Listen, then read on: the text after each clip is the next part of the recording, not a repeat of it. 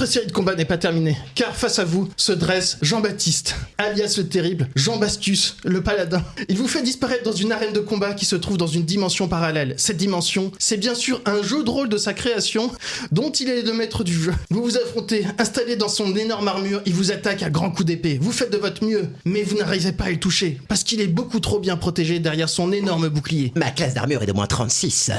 Heureusement, vous trouvez la solution et vous utilisez contre lui une de ses propres répliques. Vous lui lancez. En vrai, je trouve que tu articules super bien. D'ailleurs, je trouve que ta voix est si douce et si méliflue. Il est si content qu'il laisse tomber son bouclier. Il a baissé sa garde et vous en profitez. Sans attendre, vous lancez le sort décisif. Tondeuse magique. Immédiatement, le sort rase sa moustache et Jean Bastus tombe donc inerte à terre. Effectivement, toute sa force était concentrée dans sa moustache.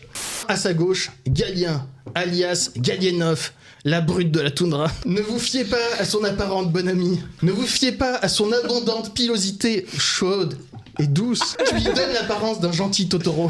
Tout le monde vous le dira. Galienov est une bête. Galienov est un tueur acharné.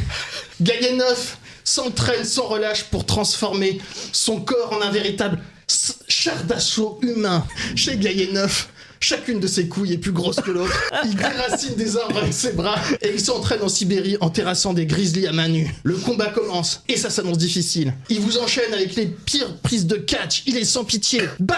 Grosse manchette dans la glotte. Paf! Coup de coude sauté depuis la 3e corde. Et ensuite il vous agrippe pour le terrible coup de marteau pilon. Il vous fait tournoyer en l'air. Il vous place à la verticale et bam! La tête en bas. Il vous fout droit à terre. La tête la première. Ça fait bobo. Vous êtes quasiment mort. Mais il vous reste votre meilleure arme.